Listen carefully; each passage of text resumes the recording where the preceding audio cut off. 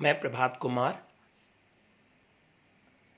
Economics class 9 के first chapter the story of village Palampur गांव की कहानी के साथ आपके सामने प्रस्तुत हूँ। इस पाठ का जो मुख्य बिंदु है वह है overview of organisation of production.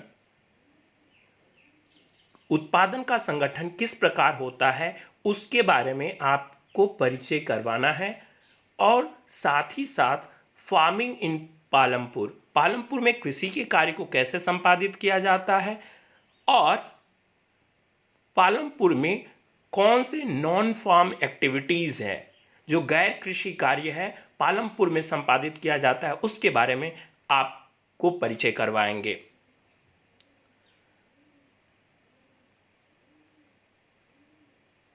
इस पाठ का जो मेन ऑब्जेक्टिव है, मेन उद्देश्य है कि आप उत्पादन के विभिन्न संसाधनों से परिचित हो सके और आप में जो बेसिक मूलभूत आर्थिक कॉन्सेप्ट्स हैं, संप्रत्यय है, उनसे आपका परिचय हो। एक काल्पनिक गांव जो पश्चिमी उत्तर प्रदेश के काल्पनिक गांव के द्वारा आपको ये दिखाया जाएगा।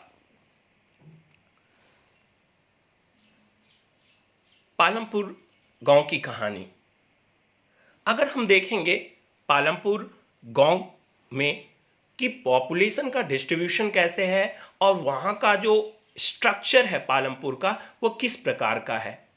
पालमपुर में लगभग 450 परिवार है और 450 परिवार में से फैमिलीज में से 80 अपर कास्ट उच्च जाति के लोग हैं और 150 जो लोग हैं वो एससी कैटेगरी से हैं, शेड्यूल्ड कास्ट या दलित समुदाय से बिलोंग करते हैं और जो रेस्ट 220 लोग हैं वो अदर कास्ट से बिलोंग करते हैं। अगर आप देखते हैं उस स्ट्रक्चर को तो upper caste majority of land holding जो है वो अपर कास्ट के पास है और ये गांव के मुख्य भाग में, ये विलेज के मेन जो लैंड है बीच वाले हिस्से में इनका रिहाइश है, निवास है। They reside in the middle part of the village, the prominent part of the village and their houses are made of they have made of bricks and cements and they possess large houses compared to SC and Dalit category holds smaller houses and mostly made with mud and straw।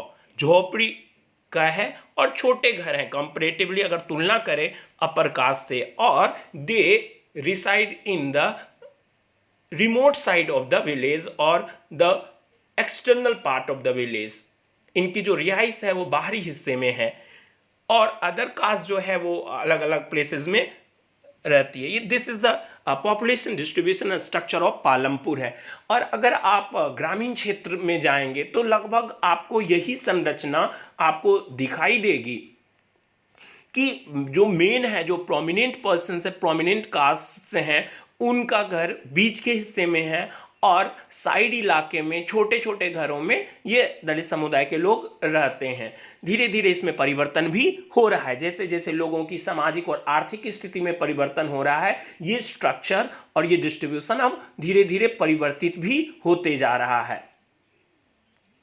आगे हम देखते हैं, आप एक compare कीजिए उनके houses को। अगर अपर कास्ट के हाउसेस देखेंगे तो they are large made with bricks and cements and if you see the Dalit caste they reside in mud and straw houses and smaller houses। you can compare और ये comparison बहुत हद तक अब भी ग्रामीण क्षेत्रों में आपको दिखाई देगा। शहरी क्षेत्रों में ये पता नहीं चलता है। शहरी क्षेत्रों में भी आप अगर देखेंगे झुग्गी झोपड़ियों को, जो छोटे छोटे कॉलोनीज हैं, जो अवैध कॉलोनियाँ हैं, तो उनका जो स्ट्रक्चर है, और आप जो बहुत अच्छे रिहायशी इलाकों में जाएंगे तो वहाँ का जो स्ट्रक्चर है वो आपको डिफरेंट दिखेगा। वहाँ फ्लैट्स दिखेंगे, वहाँ बंगलोज दिखेंगे, जो मिडिल क्लास और हायर क्लासेस के घर हैं उनका स्ट्रक्चर, और आप जो लोअर जो है कॉलोनीज हैं उनकी स्ट्रक्चर को देखें तो आपको दिखने को मिलेगा। अब मेन ऑक्यूपेशन जो है यहाँ का क्या है। मेन ऑक्यूपेशन, मेन व्यवसाय जो पालमपुर का है, मुख्य क्रिया पालमपुर के लोग का कृषि कार्य है। They are engaged in agriculture activities और एग्रीकल्चर एंड अलाइड एक्टिविटीज, जो कृषि और कृषि से संबंधित अन्य कार्य है उसी में लगे हुए हैं। Farming, agriculture.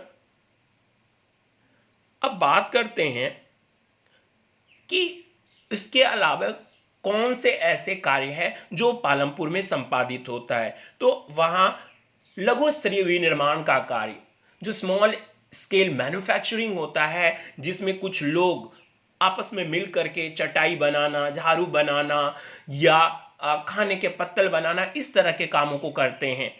और कुछ लोग डेयरी फार्मिंग में लगे हैं, वो पालते हैं, लाइव स्टॉक्स को पालते हैं, भैंस, बैफेलोज को, कॉल, और उस इनको पाल करके दूध का उत्पादन करते हैं। भेड़ और बकरियां भी कई जगह पाले जाते हैं। साथ में ट्रांसपोर्टेशन, लोगों को लाने ले जाने के लिए, तथा बहुत सारे ऐसे माल पालमपुर में जो बनते हैं उनको मुख्य बाजारों तक पहुंचाने के लिए और वहां से किराना की सामानों को लाने के लिए ट्रांसपोर्टेशन का काम होता है। और ये बहुत प्रिमिटिव स्टेज के जो ट्रांसपोर्टेशन के मीन्स है उसको भी यूज करते हैं। अगर आप देखेंगे डेयरी फार्मिंग के अलावा, अब आप चलते हैं जो मेन प्रक्रिया है, आपको जो बताना है पालमपुर के माध्यम से, काल्पनिक गांव के माध्यम से, कि उत्पादन के जो फैक्टर्स हैं, कारक हैं, अगर हम उत्पादन करते हैं तो उत्पादन के क्या क्या कारण हैं, जो एसेंशियल कंपोनेंट है जिसके बिना उत्पादन संभव नहीं हो सकता है। तो सबसे पहले हम जाने कि उत्पादन है क्या, प्रोडक्शन है क्या। Production is a process of combining various material inputs and immaterial inputs in order to make something for consumption. It is the act of creating an output, a good or service which has value and contribute to the utility of the individuals. उत्पादन एक प्रक्रिया है जिसमें बहुत सारे भौतिक संसाधनों को एवं अभौतिक संसाधनों को मिला करके उपभोग हेतु हम कुछ सामानों और कुछ वस्तुओं या सेवाओं का उत्पादन करते हैं, जिसके कारण उन वस्तुओं के मूल्यों में, उन वस्तुओं की उपयोगिता में, उस वस्तुओं के शेप, साइज, टेक्सचर, उसमें परिवर्तन हो जाता है, वो पहले जैसा नहीं रहता है। अगर आप देखेंगे तो कपास का उत्पादन होता है, कपास से हम रुई निकालते हैं, रुई का जो काम है अब वो उसको कन्वर्ट करते हैं धागे में, फिर उन धागों को डिफरेंट कलर्स में रंगते हैं, फिर उसकी डिफरेंट पैटर्न्स में बिनाई करते हैं, फिर उसे कपड़े में तब्दील कर देते हैं, फिर उसको रेडीमेड क्लॉथ्स में बदल देते हैं। तो इस पूरी प्रक्रिया में कपास का जो गुण था, कपास का जो शेप था, जो साइज था, जो टेक्सचर था, जो उसकी उपयोगिता थी, जो उसका वैल्यू था, जो यूटिलिटी थी, वो इंक्रीज हो गया और उसकी यूटिलिटी, वैल्यूज, मूल्यों में, उपयोगिता में वृद्धि हो गई। इसी प्रक्रिया को हम उत्पादन कहते हैं। अब उत्पादन के जो मुख्य 4 साधन हैं वो क्या क्या हैं। पहला साधन है लैंड, भूमि। अब जैसे ही हम आपको भूमि कहते हैं तो आप भूमि का मतलब केवल जमीन का टुकड़ा मत समझिए। It is not the just a piece of land, it is all the natural resources available to you. It may be the sunlight, it may be the land, it may be the soil, it may be the water, it may be the air. Means all the natural resources that is available to you is come under the category of land. भूमि के अंतर्गत वह सभी साधन आते हैं जो प्राकृतिक रूप से आपको प्राप्त होता है। अब लैंड तो है, बिना लैंड के आप कुछ कर ही नहीं सकते हैं। अगर एक फैक्ट्री भी स्टैब्लिश करना है तो आपको उसी लैंड पे करना होगा। अगर आप खेती भी करने जाते हैं तो खेती करने के लिए आपके पास भूमि का होना जरूरी है। सूर्य की रोशनी के बिना, आप मृदा के बिना, आप पानी के बिना, आप हवा के बिना उस कार्य को संपादित नहीं कर सकते हैं। अगर आपको गाड़ियों को चलाने के लिए, बाइक को, ट्रक्स को चलाने के लिए अगर ऑयल चाहिए, पेट्रोल और डीजल चाहिए, तो वह भी आपको नेचुरली जमीन के अंदर प्राप्त होता है। That is known as the land. अब लैंड के अंदर में वो क्रूड ऑयल है, लेकिन क्रूड ऑयल को निकालेगा कौन? तो निकालने के लिए हमें क्या करना होगा? लेबर। खेत है हमारे पास, लेकिन खेती करेगा कौन? नेचुरल। बहुत सारी चीजें नेचुरली मिलेगी, लेकिन उसमें लेबर की जरूरत होगी। खेतों को जोतने के लिए, खेतों को तैयार करने के लिए, उसको बोने के लिए, उसमें खरपतवार को हटाने के लिए। तो सेकेंड इंग्रेडिएंट है जो उत्पादन के लिए महत्वपूर्ण है, वह है लेबर, श्रम।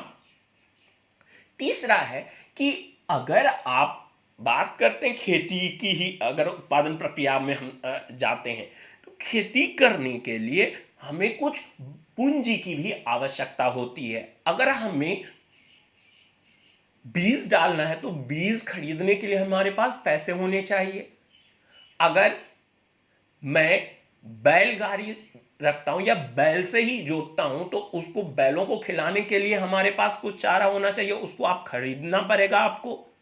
या आप कुदाल खरीदेंगे, या आप हल खरीदेंगे, उसमें डालने के लिए खाद खरीदेंगे, पेस्टिसाइड्स, इंसेक्टिसाइड्स खरीदेंगे। तो ये सारा चीज के लिए आपको कुछ ना कुछ पैसा चाहिए। अगर आज एक फैक्ट्री स्टैब्लिश करेंगे, तो आपके पास मान लीजिए जमीन है, आपके पास लेबर है, लेकिन उस मशीन को जो है आपको कोई मुफ्त में देगा नहीं। आपको उस जमीन के लिए आपको क्या करना होगा?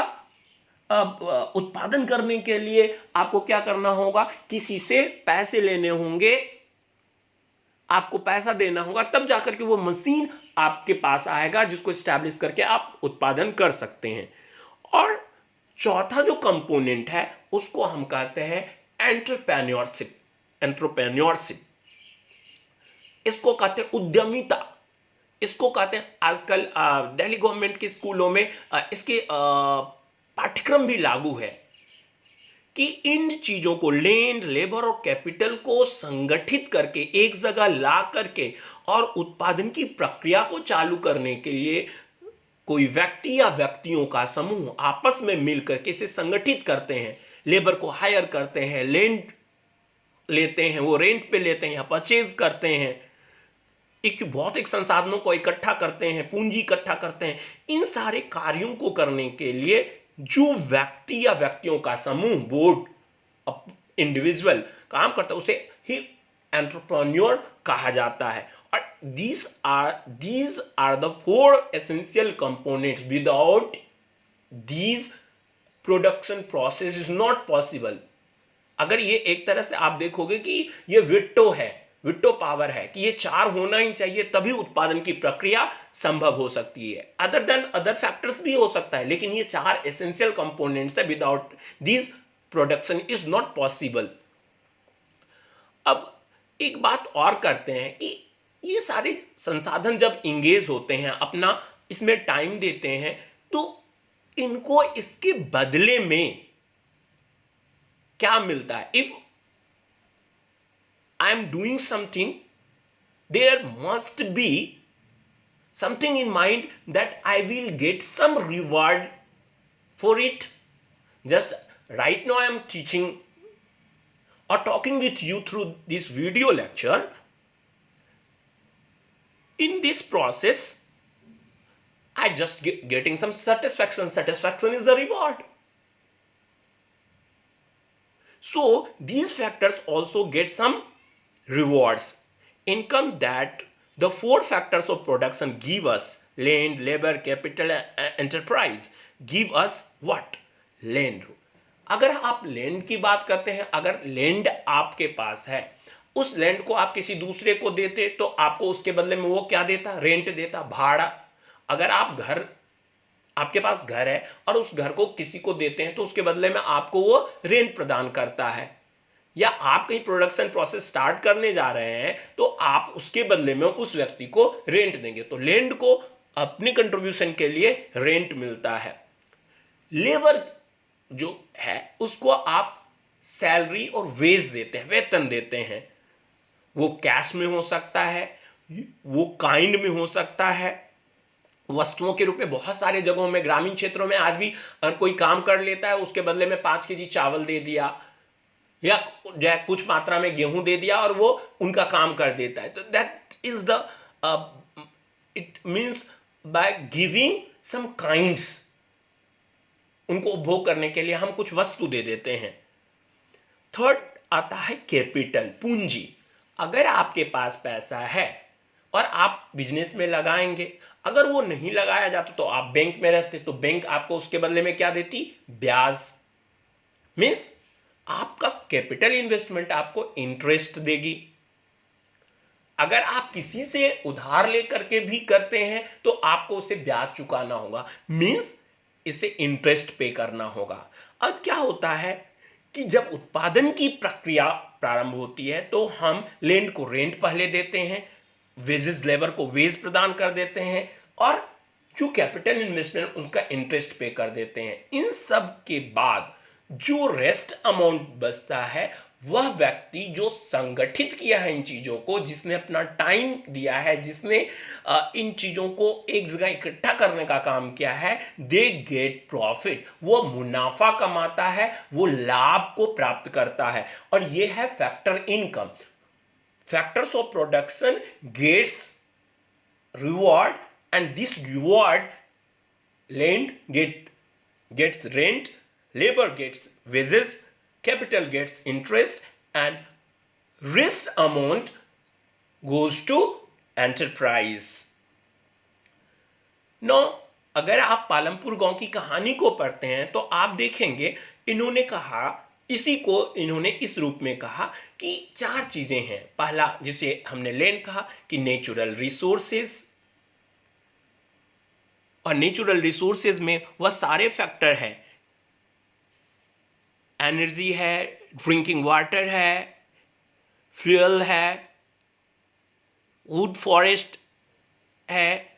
अब सारी चीजों को अगर आप देखेंगे नेचुरल रिसोर्सेज के अंतर्गत में इन्होंने रखा है।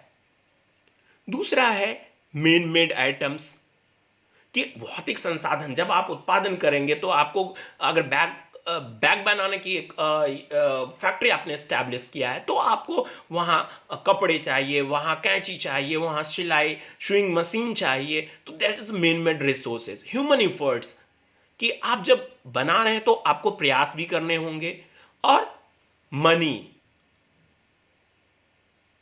बाप बराना भैया सबसे बड़ा रुपया, जिसे आप मनी कहते हैं। कहीं भी आप उत्पादन करते हैं ऐसा है नहीं, लेकिन आप अगर देखते हैं तो मनी बहुत एसेंशियल पार्ट है, जिसके बिना कुछ भी संभव नहीं है। अभी देखिए कि कोरोना जैसा संकट हुआ, हमारी पूरी अर्थव्यवस्था जो है लड़खड़ा रही है। अब उसमें भी व्यक्तियों के खाते में गवर्नमेंट के द्वारा पैसे डाले जा रहे हैं, क्योंकि पैसे के बिना कोई भी कार्य संपादित नहीं हो सकता है। तो ये 4 कंपोनेंट जिसको आपके किताब ने लिखा है, प्राकृतिक संसाधन, मानव निर्मित वस्तुएं, मानव प्रयास और मुद्रा या मनी। अब लेबर की बात करते हैं। लेबर भी 2 तरह से आप डिवाइड कर सकते हैं लेबर को, ऐसे कई डिवीजन हो सकते हैं, लेकिन यहां आप 2 चीजों को जानिए। लेबर, आप जो इस लेबर को देख रहे हैं, ये टाई पहन करके, ये सूट, ये पूरे प्रॉपर वे में काम कर रहे हैं। ये किसी भी उत्पादन प्रक्रिया में 2 तरह के वर्कर्स लगे होते हैं। एक जो बौद्धिक कार्यों का संपादन करते हैं, जो पढ़ाई लिखाई, जो डेटा का संग्रह करना, जो प्रोसेसिंग का काम करना, जो दूसरे से बात करने का काम करते हैं, they are intellectuals, they doing mental work. ये मानसिक कार्यों को संपादित करते हैं, ये फिजिकल वर्क को नहीं करते हैं। और दूसरा होता है जो फिजिकल वर्क को करते हैं। मोस्टली जो मेंटल वर्क करते हैं उनको रेगुलर सैलरी मिलती है, और जो लेबर होते हैं, जो मैनुअल वर्कर होते हैं, जो हाथों से कार्यों को संपादित करते हैं, जो शारीरिक मेहनत करते हैं, वो वेजेस को कहते हैं दिहाड़ी मजदूर होते हैं। मोस्टली हमेशा नहीं ऐसा होता है, लेकिन मोस्टली आप देखोगे कि उनकी जो है जब जब जरूरत पड़ती है तब तब उसे हायर करते हैं। लेकिन कुछ जगहों में रेगुलर हायर होते हैं ये, जैसे कार मैन्युफैक्चरिंग इंडस्ट्री है, या Tata iron and steel industry चले जाए, या टाटा मोटर्स कंपनी में चले जाए, ये तो बहुत सारे मैनुअल वर्कर्स भी है और बहुत सारे मेंटल वर्कर्स है उसको देखने के लिए। अगर पालमपुर में जाते हैं तो पालमपुर में क्या है कि farm labourers comes either from the landless families, अधिकतर जो है वो भूमिहीन फैमिली से आते हैं, या जिनके जोत जो है बहुत छोटे हैं, उन लोगों के यहां से ये लेबर आते हैं। और इनको जो वेजेस मिलती है वो कैश में भी मिल सकती है और काइंड में भी मिल सकती है, जिसकी बात हमने कर ली है। दूसरा है कि ये जो वेज है उसकी दरें एक क्षेत्र से दूसरे क्षेत्र में, फसलों एक फसल से दूसरे फसल में, एक फार्म से दूसरे फार्म में, एक एक्टिविटी से दूसरी एक्टिविटी में बदलते रहता है। सोइंग के समय आपको अलग अब अमाउंट मिल सकता है और हार्वेस्टिंग के समय अलग अमाउंट मिल सकता है, बोने के समय और उसे काटने के समय। और एक क्षेत्र से अगर आप देखेंगे कि कुछ ग्रामीण क्षेत्रों में जो वेजेस के रेट है वो कम है, अगर शहरी क्षेत्रों में जाएंगे तो वेजेस के रेट अधिक हैं। साथ ही अगर आप देखेंगे there is also wide variation in the duration of employment. कभी कभी जो है आपको पूरे साल भर काम मिल सकता है, और कभी ऐसी भी स्थिति होती है कि कुछ समय के लिए कार्य मिलना बंद हो जाता है। अगर ग्रामीण क्षेत्र में आप जाएंगे तो धान बोने के बाद, धान बुआई के समय में बहुत कार्य मिलता है, लेकिन उसके बाद जब तक वो पक के तैयार नहीं होता है, उस बीच का जो पीरियड होता है वो खाली होता है, और जिसे हम मौसमी बेरोजगारी के नाम से भी जानते हैं। और उस समय में वहां के श्रमिकों को कार्य नहीं मिलता है। गवर्नमेंट ने मिनिमम जो वेज स्थापित किया है वह 300 रुपया पर डे किया है। ये मार्च 2017 का है मिनिमम वेज, जो फार्म लेबर, जो कृषि कार्य में लेबर लगे हैं, कि 300 रुपीज उसको एक दिन का मिलना चाहिए 8 घंटे की ड्यूटी के लिए। लेकिन आप देखोगे कि बहुत सारे ग्रामीण क्षेत्रों में 100 रुपीज, 160 रुपीज दिया जा रहा है, 160 रुपीज दिया जा रहा है। अब लॉज तो बनते हैं लेकिन उसके इफेक्टिव इंप्लीमेंटेशन नहीं होते हैं। और अगर कोई श्रमिक कल जाकर के कहीं ये बताता भी है कि हमें कम दिहाड़ी दी गई है, तो हो सकता है उस पर कानूनी कार्रवाई हो, लेकिन उसे डर लगता है कि अगले बार से कोई भी उसे उस कार्य में नहीं रखेगा। तो एक बहुत बड़ी समस्या है। असंगठित जो मजदूर है उनको उनकी जो सरकारी मूल्य निर्धारित है, सरकारी जो श्रमिकों का दर निर्धारित है, वो उनके तक पहुंचे। अब एक केस स्टडी आपको दिया जा रहा है। गोसाईपुर है बिहार में एक जगह, और माजुली नॉर्थ बिहार, उत्तरी बिहार का हिस्सा जो कोसी से अफेक्टेड एरिया है, जिसमें मुख्य रूप से दरभंगा, मधुबनी, सहरसा, सुपौल, अररिया, किशनगंज, पूर्णिया, कटिहार जैसे जिले आते हैं। उन जिलों के दो गांव गोसाईपुर मझौली का एक दृश्य आपके सामने उपस्थित किया गया है। इसमें 850 फैमिलीज रहते हैं इन दोनों विलेजेस में, और more than 250 men who are employed in, उसमें से 250 लोग जो है वो जो है रूरल एरियाज के जो ये हैं, ये पंजाब और हरियाणा में काम करते हैं। रूरल पंजाब और हरियाणा में, दिल्ली में, मुंबई में, सूरत में, हैदराबाद में, नागपुर में।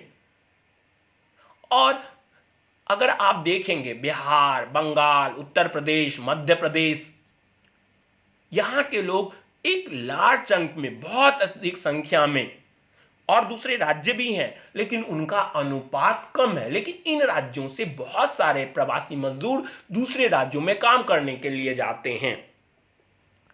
अब ये बात है कि ये बहुत कॉमन है भारतीय ग्रामीण क्षेत्रों में। हमें सोचना होगा कि व्हाई डू पीपल माइग्रेट, क्यों लोग माइग्रेट करते हैं। उनके पीछे के रीजंस को जानना होगा कि प्रवास के मुख्य कारण क्या है, क्यों वो एक जगह। हर व्यक्ति को अपनी जमीन, अपने बाल बच्चे और माता पिता और पति पत्नी के साथ रहना पसंद होता है, लेकिन क्यों अपने घरों को छोड़ करके वो दूसरे जगह जाते हैं? उसके पीछे के रीजंस को हमें फाइंड आउट करना होगा कि उसके पीछे का रीजन है कि वहां उत्पादन का कार्य नहीं होता है, वहां पिछड़ा है, कृषि को बेहतर नहीं किया गया है। अगर नॉर्थ बिहार की बात करें तो वो कमला बलान, कोसी, गंडक, सोन, पुनपुन कई नदियां हैं, जिसके कारण वह इलाका लगभग 6 महीना बाढ़ में ग्रसित रहता है। असम, बंगाल की यही स्थिति है और आज तक उन नदियों को जोड़ने का, बाढ़ पर नियंत्रण करने का एक माकूल कार्य नहीं किया गया है, जिसके कारण वहां के लोगों के पास उत्पादन के लिए, आर्थिक क्रियाओं के लिए साधन उपलब्ध नहीं है और इसीलिए अच्छे बेहतर जीवन की तलाश में वो एक जगह से दूसरे जगह जाते हैं। वहां उद्योगों का समुचित विकास नहीं हुआ है, वहां की जो राजनीतिक गतिविधियां हैं वह केवल अपनी स्वार्थ पूर्ति कर रही है। उन राज्यों का विकास समुचित तरीके से नहीं किया जा रहा है।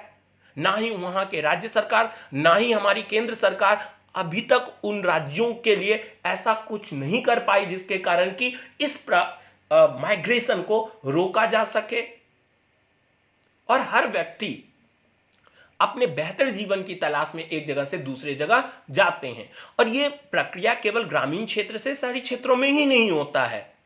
आप अगर देखेंगे, शहरों से भी लोग कनाडा, ऑस्ट्रेलिया, अमेरिका, जर्मनी आदि देशों में जाते हैं। ये पढ़े लिखे लोग होते हैं या यहां भारत में अपने से बेहतर जीवन की तलाश में इन देशों में जाते हैं और यह भी माइग्रेशन है। तो ये माइग्रेशन हर जगह होता है और इस माइग्रेशन को हमें समझना होगा कि क्यों ये लोग अपने घरों को छोड़ करके दूर दराज इलाकों में जाते हैं, जहां उनका आत्मसम्मान को भी कभी कभी ठेस पहुंचता है। इसके लिए हमारे नीति निर्धारकों को, हर एक व्यक्ति को सोचना होगा कि किस तरह से ग्रामीण क्षेत्रों को भी बेहतर किया जाए, जिससे कि शहरों में जो भागम दौड़ मची है, जो झुग्गियां, अवैध कॉलोनियों का विस्तार होते जा रहा है, उसको रोका जा सके। और यह तभी रुकेगा जब उनको उसी तरह के बेहतर सुविधाएं वहां प्रदान की जाए। और ये सुविधाएं केवल वैधानिक विधान के रूप में, कानून के रूप में ही ना हो, वास्तविक रूप से इसका अमली जामा पहनाया जाए। जैसे आप देखते हो कि आदर्श ग्राम योजना हुआ, लेकिन उसकी क्या स्थिति हुआ, क्या कितनी जो है ग्राम सच में आदर्श ग्राम में परिवर्तित हो गया। एक बहुत अच्छा एक हमारे प्रधानमंत्री के द्वारा इनिशिएट किया गया प्रोग्राम था, लेकिन और उसकी सफलता पर अभी क्वेश्चन मार्क है। समीक्षा की विषय है कि क्या हुआ है, नहीं हुआ है, कितने आदर्श ग्राम में तब्दील हो पाए, क्या वहां परिवर्तन हुआ, क्या अच्छा दिखने लगा, क्या वहां से माइग्रेशन रुका। इन सारी चीजों की समीक्षा की जानी चाहिए। तो एक माइग्रेशन की कहानी आपको बताया गया। अब चलते हैं, एक स्टोरी आपके उस एनसीईआरटी किताब में अगर आप जाएंगे तो दिया गया है, जिसमें दिखाया गया कि कन्वर्सेशन है दाला और रामकली के बीच, कि कहता है कि आजकल जो जॉब पाना मुश्किल होते गया है, कि हमें काम ही नहीं मिल पा रहा है और अगर मिल रहा है तो बहुत कम समय के लिए, कि बहुत सारे लोगों के पास अब क्या हो गया, हार्वेस्टर मशीन हो गया, प्लॉगिंग मशीन हो गया, थ्रेशर हो गया। तो इस तरह से धीरे धीरे क्या होने लगा, जो आम लोगों के लिए काम था, कृषि में भी जो लैंडलेस लेबर थे, भूमिहीन किसान थे या छोटे किसान थे जिनकी जोत कम होती थी, उन्हें काम मिल जाता था। लेकिन अब इन्हें काम नहीं मिल पा रहा है, क्योंकि आधुनिक मशीनों ने इन्हें रिप्लेस कर दिया है। अब आदमी की आवश्यकता कृषि कार्य में भी कम होते चला जा रहा है। और एक बहुत बड़ा फैक्टर है कि हमारे यहाँ बेरोजगारी बढ़ने का एक बहुत बड़ा कारण, बहुत अधिक, हमें इसमें एक संतुलन स्थापित करना चाहिए कि हमें कितना आधुनिक उपकरणों का उपयोग करना है और कितना ट्रेडिशनल मेथड से। क्योंकि हमारी जनसंख्या अधिक है, तो जनसंख्या को एक समुचित व्यवसाय मिल सके और रोजगार मिल सके, उनकी आर्थिक स्थिति बेहतर हो सके, तो एक सामंजस्य स्थापित करना होगा।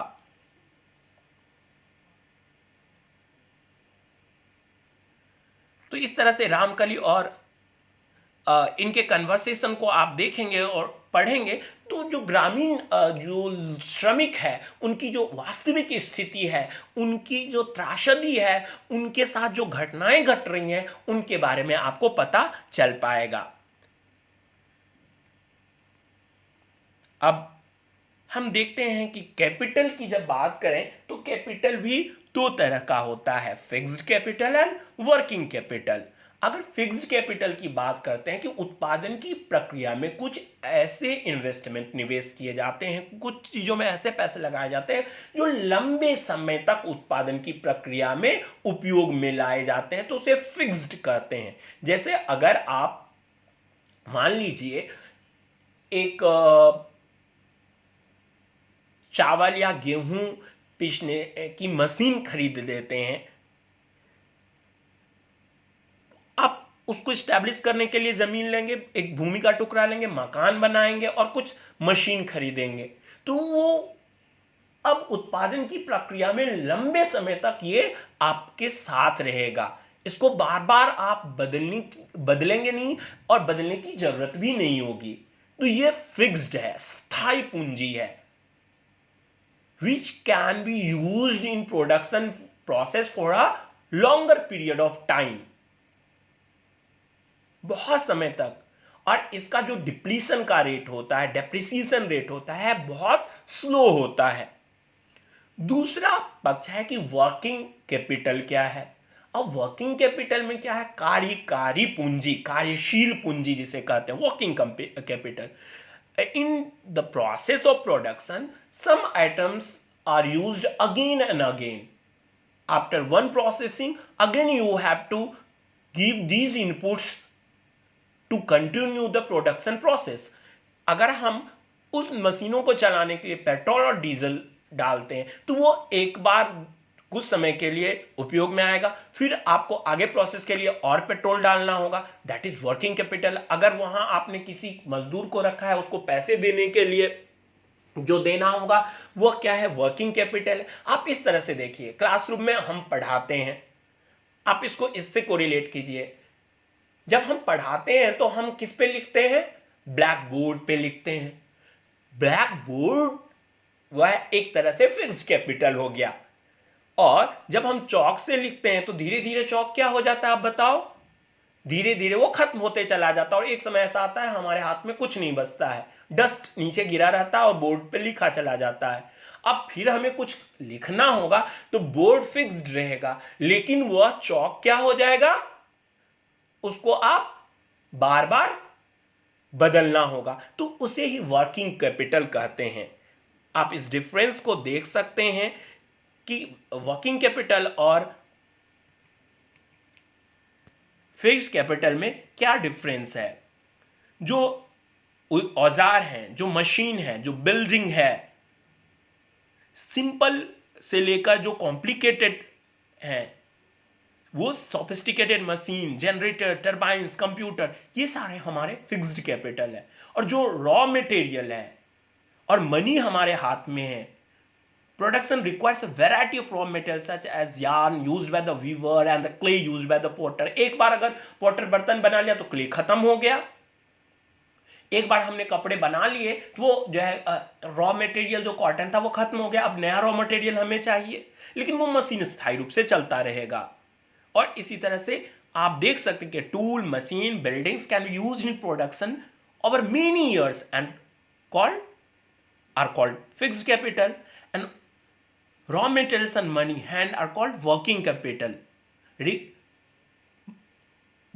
It required during production to make payment and buy other necessary items to continue the production process। उत्पादन की प्रक्रिया को जारी रखने के लिए यह उपयोगी है। अब बात करते हैं कैपिटल। कहां की कैपिटल, पालमपुर।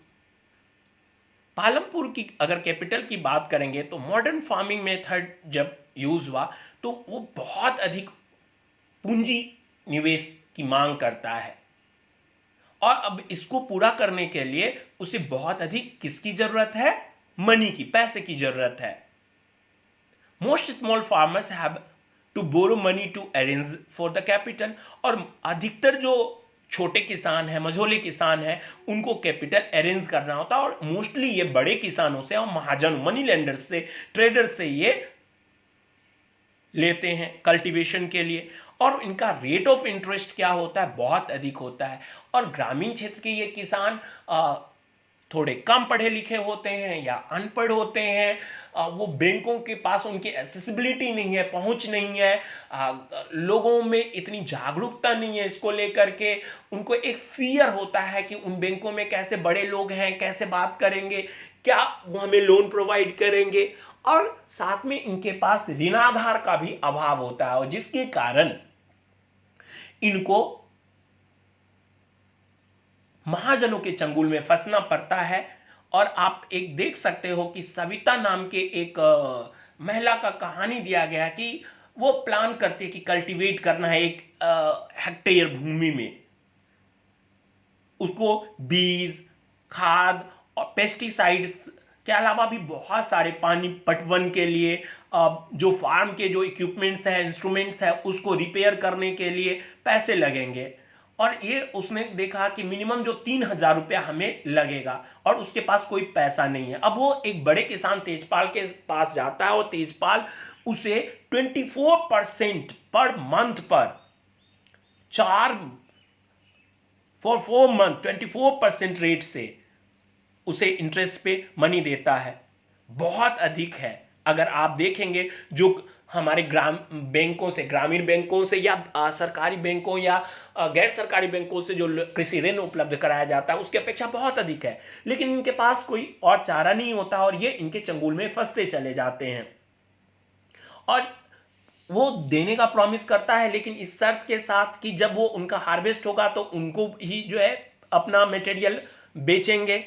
साथ में उनको हार्वेस्ट सीजन में उनके यहाँ काम करना होगा, वो भी 100 रुपया, जो कि 300 रुपया पर डे के वेज रेट से बहुत कम है। Savita knows that she will have to work very hard to complete harvesting on her own field, or then work as a farm laborer for Tejpal Singh. The harvest time is a very busy time. As a mother of 3 children, she has a lot of household responsibility. Savita agrees to these tough conditions as she know getting a loan is difficult for a small farmer. और इसीलिए हमें farm credit को, कृषि के credit को बढ़ाने की जरूरत है, जिससे कि जो विस्कस सर्किल है गरीबी का, उसके चंगुल में ये ना फंसे। और ग्रामीण क्षेत्रों में ऋण को बढ़ाने की जरूरत है। सरकार के द्वारा बहुत सारे प्रयास इस बीच में किए गए हैं, जो किसान क्रेडिट कार्ड, किसानों के खाते में डीबीटी के द्वारा, डायरेक्ट कैश ट्रांसफर के द्वारा जो पैसे दिए जा रहे हैं। लेकिन अभी भी ग्रामीण क्षेत्रों की स्थिति, वास्तविक स्थिति बहुत भयावह है, और इसमें सुधार की जरूरत है। आप देख सकते हैं कि ये सविता का स्टोरी केस स्टडी दिया गया है, आप इसके माध्यम से चीजों को समझ सकते हैं। अब एक वर्क है, इसमें दिया गया है कि आपको क्या करना है।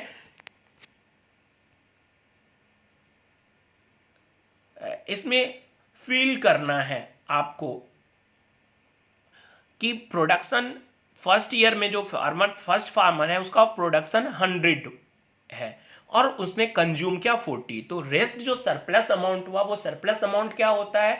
वह इसे मार्केट में बेच देता है और उसको अगले साल के प्रोडक्शन के प्रोसेस में उपयोग में लाता है। तो फर्स्ट फार्मर की अगर आप स्थिति देखेंगे,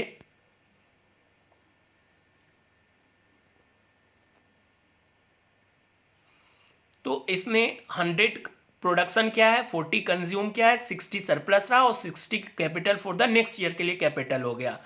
अब ये क्या करता है, जितना फिर से सेकेंड ईयर में प्रोडक्शन 120 हुआ, 40 कंज्यूम उसने किया, कंजम्पशन उतना ही क्योंकि उसका फैमिली साइज उतना ही है, वो बढ़ा नहीं। अब ये क्या करता है, यहां पर आप देखेंगे कि अगर 40 कंज्यूम कर लिया तो रेस्ट अमाउंट जो बचा वो कितना बचा, 80। अगर आप देखेंगे 80 बचा, और ये 80 अगले साल के लिए सरप्लस हुआ, ये 80 क्या हो गया, अगले साल के लिए आपके लिए कैपिटल का काम करेगा। अब ये 80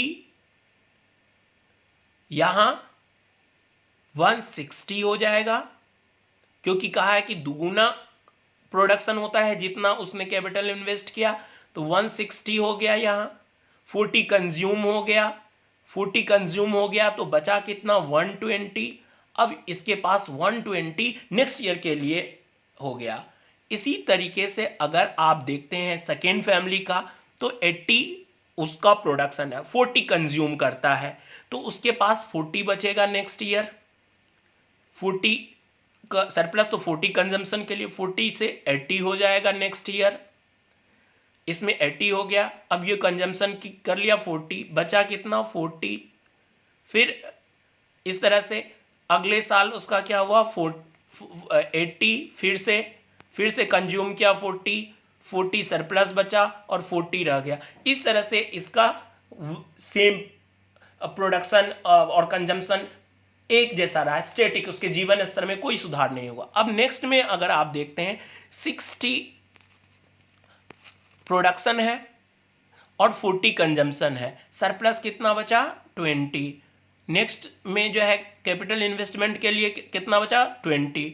अब 20 का डबल हो जाएगा 40 कंज्यूम कर लिया, सरप्लस कितना बचा, 0। नेक्स्ट ईयर के लिए कैपिटल इन्वेस्टमेंट के लिए कुछ नहीं बचा। तो अब ये क्या करेगा, अब नेक्स्ट ईयर प्रोडक्शन अगर उसको जारी रखना है तो then the third farmer will have to take some debt from money lenders, from any institutional sources or from their relatives. Otherwise, he will not able to continue their production process. तो इस तरह से आप देखते हैं कि जो ग्रामीण भारत है उसकी स्थिति क्या है।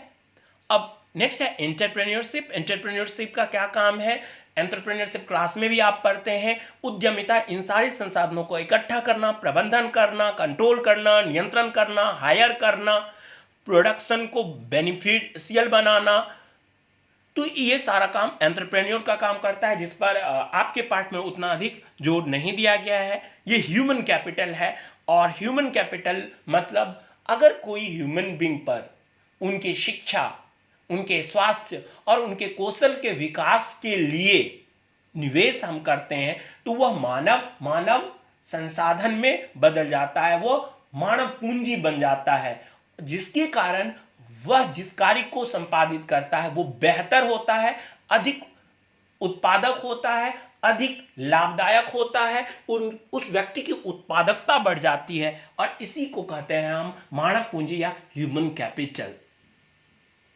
जब कोई व्यक्ति डॉक्टर बनता है, इंजीनियर बनता है, एमबीए करता है, एक अच्छा प्रोफेसर बनता है, एक अच्छा व्यक्ति बनता है, तो वो समाज के लिए, खुद के लिए और देश के लिए उत्पादक होता है, वो बेहतरी लाता है अपने समाज में। और so there is a need of investment in human capital in India. और इसके लिए निवेश करने के लिए सबसे पहले हमें अपनी स्वास्थ्य व्यवस्था को बेहतर करनी होगी। आज भी देखते हैं कोरोना संकट में किनकी सर्वाइवल की रेट अधिक है, किसको कोरोना का इफेक्ट कम हो रहा है, जिसकी इम्यूनिटी अच्छा है, अर्थात जिसका स्वास्थ्य अच्छा है, जो बीमार है, जो कमजोर है, जो शारीरिक रूप से सक्षम नहीं है, जिसको रोग प्रतिरोधक क्षमता कम है, तो सबसे अधिक जरूरत है एक बेहतर स्वास्थ्य सुविधा उपलब्ध कराना। और इसीलिए सरकार को जो हमारे संसाधन है उसको बेहतर रूप से वितरित करना चाहिए सभी के बीच में। बेहतर स्कूली शिक्षा, बेहतर शारीरिक शिक्षा का प्रबंध, बेहतर खान पान हो, स्वच्छता हो, इसका ध्यान रखा जाना चाहिए। फिर शिक्षा का विकास हो, सभी के लिए एक समान शिक्षा हो, बेहतर शिक्षा हो, वो प्राइवेट स्कूल में पढ़े या गवर्नमेंट स्कूल में पढ़े, शहरी क्षेत्र में पढ़े या ग्रामीण क्षेत्रों में पढ़े, रूरल एरिया में, अर्बन एरिया में, कहीं भी पढ़े, उनको एक बेहतर, एक समान शिक्षा की आवश्यकता है। और कौशलों का विकास, केवल शिक्षा ही नहीं, आप पेंटिंग के द्वारा, ड्राइंग के द्वारा, आप अपने स्पीकिंग स्किल के द्वारा, अपने डांसिंग स्किल्स के द्वारा, आप अपने आर्ट एंड कल्चर की एबिलिटीज के द्वारा आप अर्न कर सकते हैं और देश में बेहतर व्यवस्था कायम करने में आप मदद कर, दूसरे को आप रोजगार प्रदान